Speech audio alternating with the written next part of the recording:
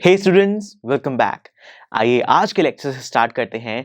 हम अपने chapter the tsunami को डिटेल में जानना, यानी कि लाइन बाय लाइन हम इसे अच्छे से रीड करेंगे और हर एक चीज को डिटेल में समझेंगे। सो स्टूडेंट्स, हम जानते हैं कि हमने अपने इस चैप्टर को 3 पार्ट्स में डिवाइड किया हुआ है। तो आइए आज से शुरुआत करते हैं इसके फर्स्ट पार्ट के साथ, जिसका नाम है tsunami hits parts of India. देखते हैं कि हमें क्या कह रहा है। These stories are all from the Andaman and Nicobar archipelago. So, इसका मतलब यहां पर इस फर्स्ट पार्ट के अंदर जितनी भी स्टोरीज हम पढ़ेंगे वो सभी की सभी अंडमान एंड निकोबार आर्किपेलागो से रिलेटेड हैं।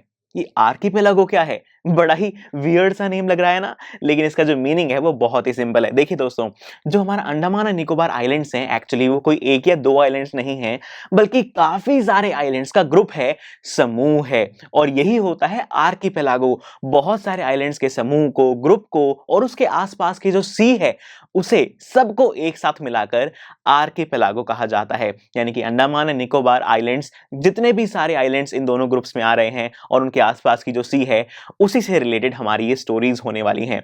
सो स्टूडेंट्स, अब तक हमारा जो इंट्रोडक्शन लेक्चर था और हमने अभी देखा कि जनरल बात कर रहे हैं हम सब जगह। हमने देखा कि हमारी जो सुनामी है वो इंडिया के कुछ पार्ट्स और थाईलैंड के अंदर हिट की उसने, और बहुत डिस्ट्रक्शन, बहुत ज्यादा डेवस्टेशन उसने कॉज किया।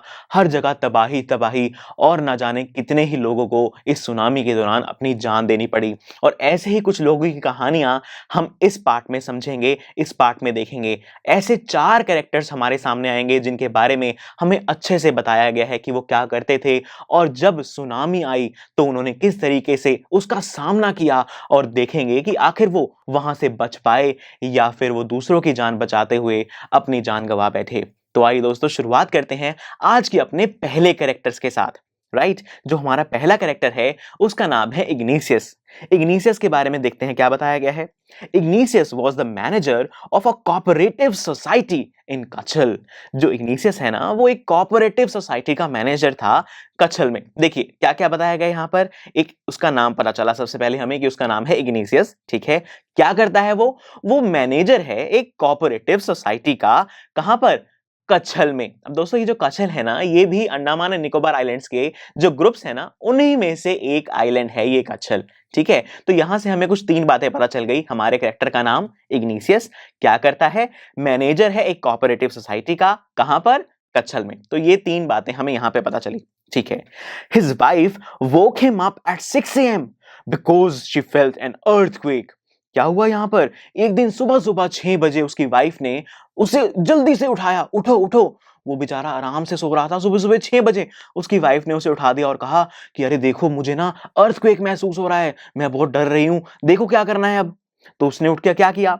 Ignatius carefully took his television set off its table and put it down on the ground so that it would not fall and break. उसने उठते ही क्या किया? अपने टीवी सेट जो कि एक टेबल पर रखा था उसे उठाकर नीचे रख दिया ताकि वो उस टेबल से गिरकर टूट ना जाए।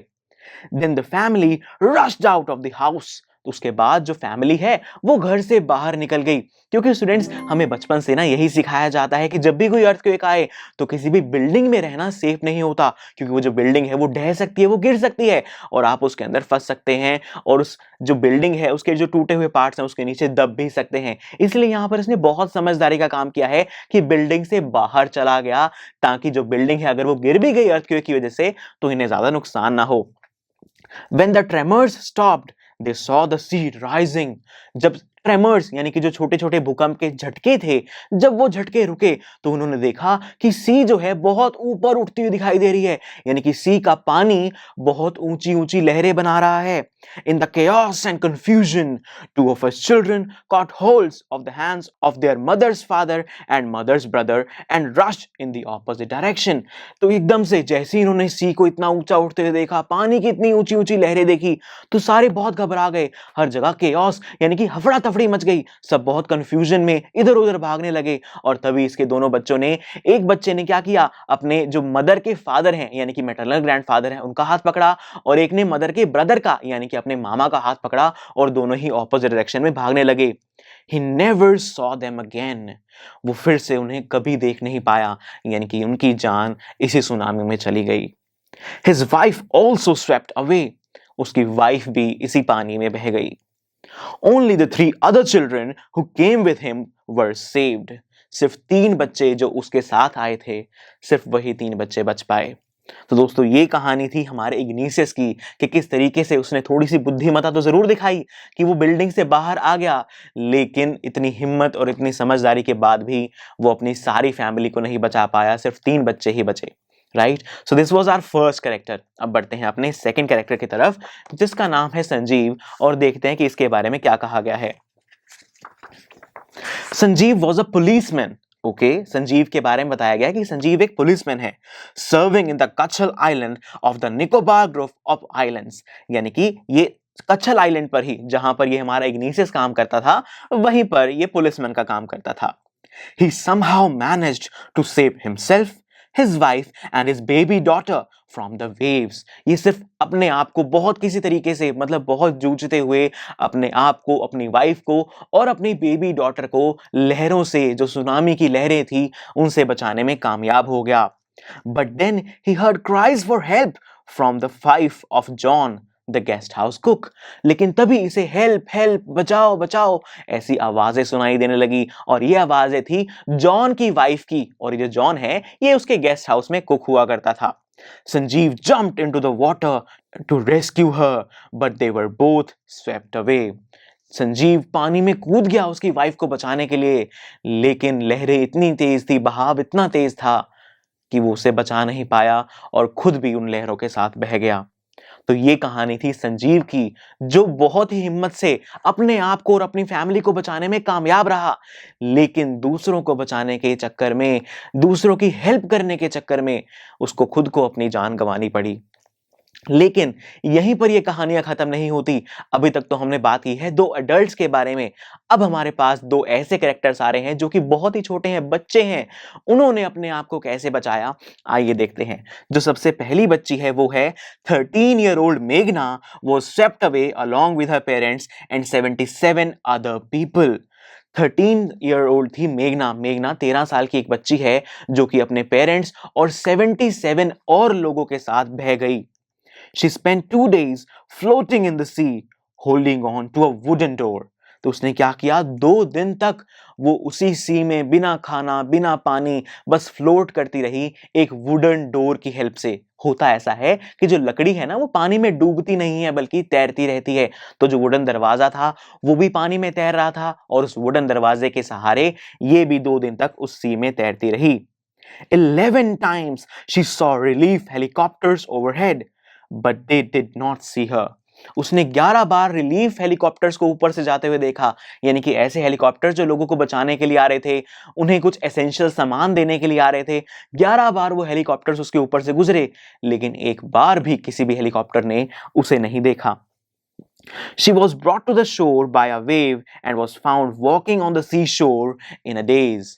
तो यहां पर क्या हुआ कि एक लहर आई और किस्मत से वो लहर के सहारे किनारे तक पहुंच गई, और कुछ समय बाद उसे सी शोर पर, यानी कि जो किनारा था वहां पर उसे चलता हुआ पाया गया इन अ डेज। डेज का मतलब होता है दोस्तों कंफ्यूजन, शॉक। उस बेचारी के साथ ये जो हादसा हुआ, उसके हादसे का ये असर उसके दिमाग पर बहुत ज्यादा पड़ा, जिसकी वजह से बेचारी को कुछ समझ नहीं आ रहा था कि उसे अब क्या करना चाहिए, क्या नहीं करना चाहिए। वो बस बिल्कुल गुमसुम सी, चुपचाप सी शोर पर चलती ही जा रही थी, किनारे पर चलती जा रही थी। तो ये कहानी थी हमारी मेघना की। चलिए अब बढ़ते हैं अपने लास्ट कैरेक्टर की तरफ, जिसका नाम है Almas Javed. Almas Javed was 10 years old। Almas Javed एक 10 साल की लड़की है। She was a student of Carmel Convent in Port Blair, where her father had a petrol pump। वो क्या है, वो एक स्टूडेंट है, जिसका कहां पर स्टूडेंट है, जिसके स्कूल का नाम है कैरमेल कॉन्वेंट, वहां पर पढ़ती है ये, जो कि पोर्ट ब्लेयर में है। पोर्ट ब्लेयर अनदर एक और आइलैंड है अंडमान निकोबार का, where her father had a petrol pump, जहां पर उसके फादर का एक पेट्रोल पंप है। Her mother Rahila's home was in Nancowry island. The family had gone there to celebrate Christmas. Actually यहां पर नानकरी आइलैंड में आए हुए थे, जहां पर उसकी मदर राहिला की फैमिली रहा करती थी, क्रिसमस मनाने के लिए आए थे। एक्चुअली हम जानते हैं कि जो सुनामी है ये कब आई थी, ये आई थी 26 दिसंबर 2004 में, यानी कि क्रिसमस से जस्ट अगले ही दिन। तो ये लोग वहां पर क्रिसमस सेलिब्रेट करने आए थे, लेकिन इन्हें क्या पता था कि अगले ही दिन इतनी मुसीबतों का सामना इन्हें करना पड़ेगा। When the tremors came early in the morning, the family was sleeping. जब सुबह सुबह झटके महसूस हुए अर्थक्वेक के तो सारी फैमिली सो रही थी. Alma's father saw the sea water recede. Almas के जो फादर थे उन्होंने देखा कि जो सी का पानी है वो काफी पीछे जाता जा रहा है. रिसीड का मतलब है पीछे चले जाना. He understood that the water would come rushing back with great force. उसको समझ आ गया कि ये जो पानी पीछे गया है ये बहुत ताकत के साथ, बहुत फोर्स के साथ वापस भी आएगा. He woke up everyone and tried to rush them to a safer place. उसने सबको उठा दिया और उसने कोशिश करी कि किसी एक सेफ जगह पर सबको ले जाया जाए. As they ran, her grandfather was hit on the head by something and fell down. क्या हुआ यहां पर? जब वो भाग रहे थे किसी सेफर जगह पर जाने के लिए, तभी उसके ग्रैंडफादर के हेड पर कोई चीज आकर लग गई और वो ग्रैंडफादर जमीन पर गिर गए. Her father rushed to help him.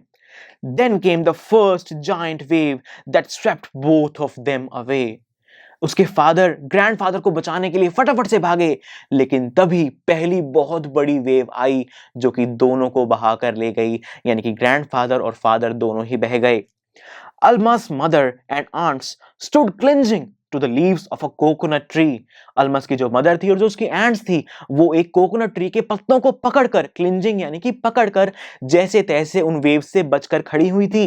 A wave uprooted the tree and they too were washed away. लेकिन तभी एक वेव आई, एक लहर आई जिसकी वजह से वो पेड़ uprooted हो गया, यानी कि उखड़ गया, उसकी रूट्स बाहर आ गई और वो सब भी बह गए. Almas saw a log of wood floating.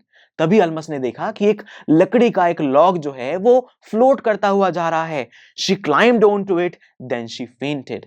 वो फटाफट उसके ऊपर चढ़ गई और चढ़ते ही वो इतनी एग्जॉस्ट हो चुकी थी, इतनी थक चुकी थी कि वो वहां पर बेहोश हो गई. When she woke up, she was in a hospital in Kamorta. और जब वो उठी तो उसने अपने आप को कामोर्टा पर एक हॉस्पिटल में पाया. From there, she was brought to Port Blair. और वहां से उसे पोर्ट ब्लेयर नाम का जो आइलैंड था वहां पर ले जाया गया. The little girl does not want to talk about the incident with anyone. She is still traumatised. इतना ज्यादा बुरा असर पड़ा, इस सदमा पड़ा उसे इस घटना का कि वो आज भी इसके बारे में किसी से बात नहीं करती और आज भी उसका जो दिमाग है वो वहीं पर उस सदमे में ही अटका हुआ है, वो उससे उभर नहीं पा रही है. क्योंकि देखिए इतनी छोटी बच्ची, अलमस की एज कितनी थी? सिर्फ 10 इयर्स, सिर्फ 10 साल की बच्ची, उसके साथ इतना बड़ा हादसा हो जाए तो क्या ही बीतेगी उसके साथ, राइट? और इसीलिए हमें ये चैप्टर पढ़ाया जा रहा है ताकि अगर ना करे कभी ऐसा हो कि हमें ऐसी स्थितियों का सामना करना पड़े तो हमें थोड़ा सा आइडिया हो कि हम अपने आप को और अपनों को और बाकी लोगों को कैसे बचा सकते हैं. सो स्टूडेंट्स, ये तो था हमारा पार्ट 1 जिसके अंदर हमने अंडमान और निकोबार पर कुछ लोग जो फंसे हुए थे, जिन्होंने इस सुनामी का सामना किया, उनके बारे में हमने जाना. अब ऐसी ही कहानी हम पढ़ेंगे पार्ट 2 में भी, जो कि एक छोटी बच्ची के ही बारे में है और किस तरीके से उसने बहादुरी दिखाई, सूझबूझ दिखाई और अपने परिवार वालों के साथ साथ और भी ना जाने कितने लोगों की जानें बचाने में उसने मदद की. ये सब हम जानेंगे पार्ट 2 में. तो चलिए मिलता हूं मैं आपसे नेक्स्ट लेक्चर में, जहां पर हम इस चैप्टर का पार्ट 2 डिस्कस करेंगे. आई एम श्योर स्टूडेंट्स आपको ये लेक्चर बहुत ही पसंद आया होगा. तो अगर आप अपने हर कंसेप्ट को इतने ही मजेदार और इंटरेस्टिंग तरीके से क्लियर करना चाहते हैं तो डाउनलोड कीजिए हमारी PuStack ऐप, जहां पर आपके लिए और भी बहुत सारे ऑप्शंस अवेलेबल हैं, जैसे कि sample papers, back exercise solutions, written answers and much more. So what are you waiting for? Download the app now.